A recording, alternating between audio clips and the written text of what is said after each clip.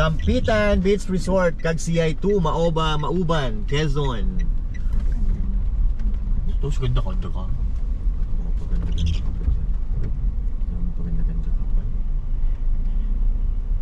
Oh yeah. Alright, so nandito na kami sa next campsite na pinuntahan natin. Ito, nandito tayo sa Sampitan Beach and Campsite, and nandun yung dagat.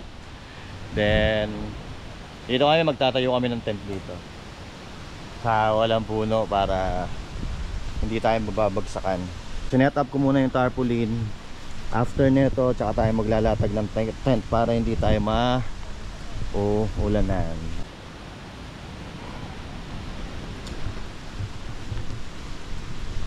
Alright, so let's go. Set up muna tayo ng tent.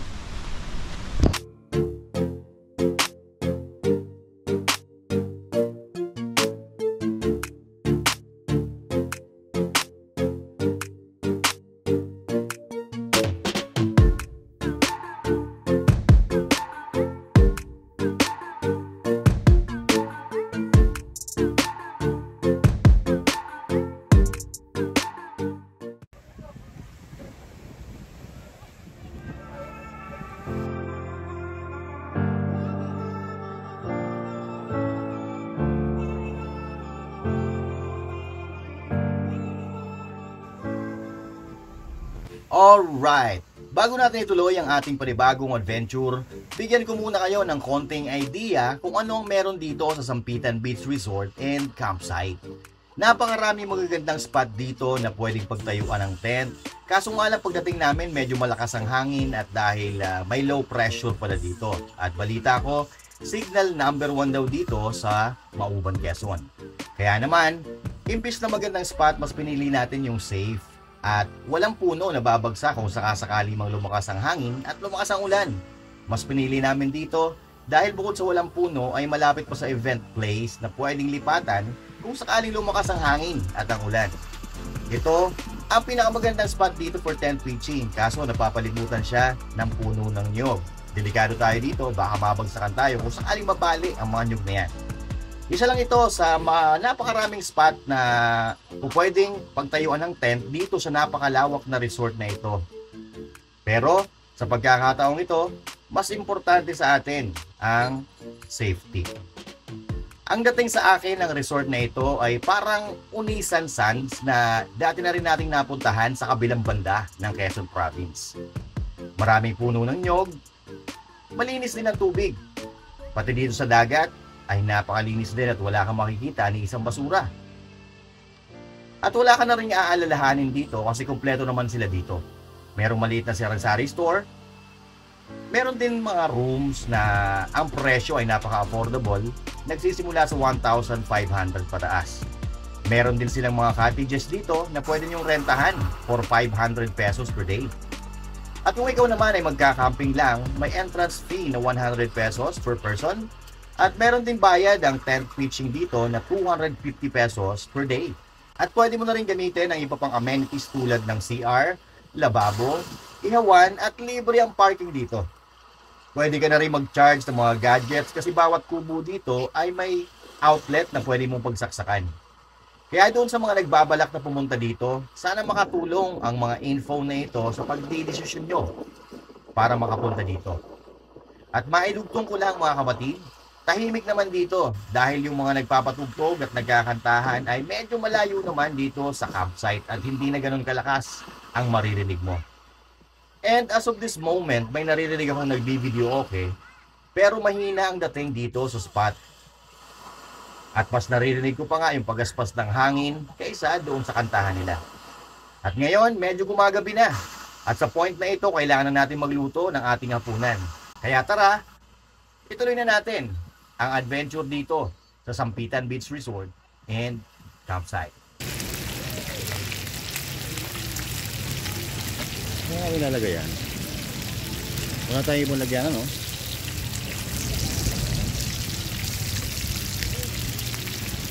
Dito. Malakas ba ako eh? Oo. Yeah, ayun ako nga. Gusto mo lagay yan.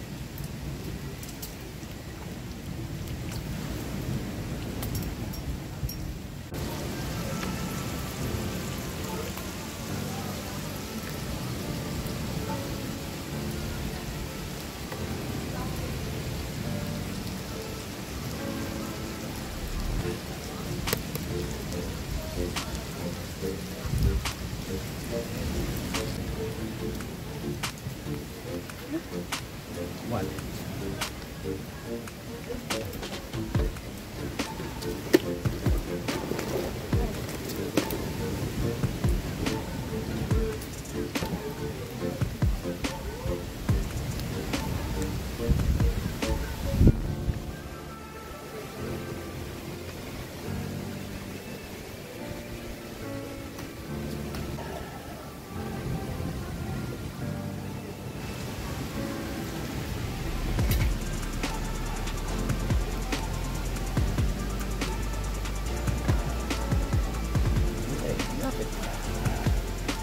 Ilapit.